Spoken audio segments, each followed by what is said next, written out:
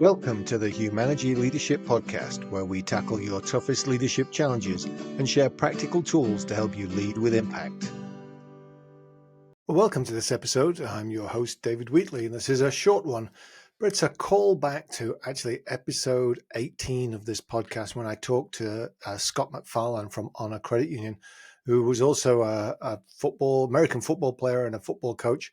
And I wanted to talk to him about the idea of going from quarterback to coach. And this is something that I see all the time happening, that somebody gets promoted because they're a great quarterback, and their next job is actually to become the coach.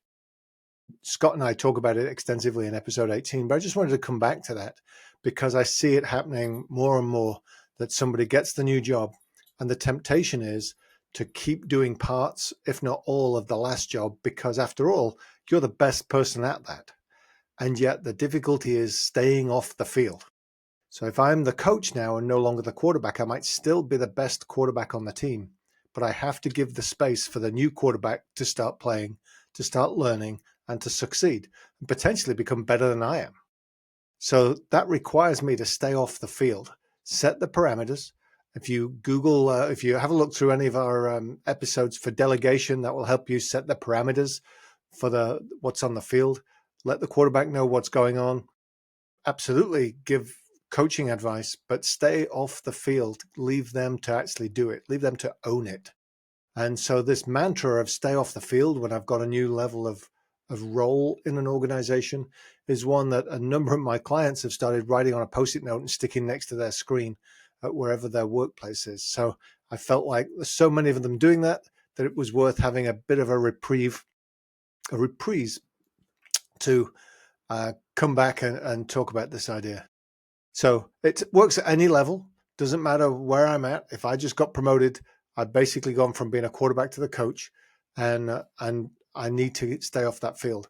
One example, I was working with a senior vice president in an engineering organization in manufacturing, and I noticed that he was wearing jeans and what looked like a tour T-shirt from a country band or something. And I said, "Is that the way you normally come to work?" And he said, "Yeah, I've ruined so many shirts because I always get oil on them and things like that."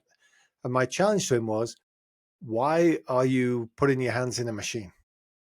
And I said, "Well, the people don't know how to fix it, and I've been working with these for a long time, so I always end up getting in there and getting covered in grease and oil." And so we had this conversation about what his role was and what it shouldn't be, and that he's really now the coach and not the quarterback. And even said, as difficult as that may be, start wearing your shirts to work, the nice shirts with the collars. And so you physically have to unbutton the cuffs and roll them up before you start. And that physical practice, every time you do that now, I want you to think about the fact that should you even be rolling your sleeves up, or should somebody else be the person who's actually in that machine, in that oil, and you should be the person that's standing there asking them the great questions to help empower and enable them. And a few months later, he reported that he'd only ruined one shirt and was more routinely going to work in a nice pair of trousers and a shirt and letting his folks get on with actually operating the machine. And he would be the one that said, "Well, what do you think? What are you seeing? What do you think you should try next?" And that was the coaching role. Even though he would probably have been quicker to jump in and fix it, the fact that they were learning how to fix it and they were coming up with great ideas as to how to do it meant that he was building critical thinking and capacity. So that's this week's mantra: is stay off the field, build capacity. We'll talk to you next time. That was the Humanergy Leadership Podcast.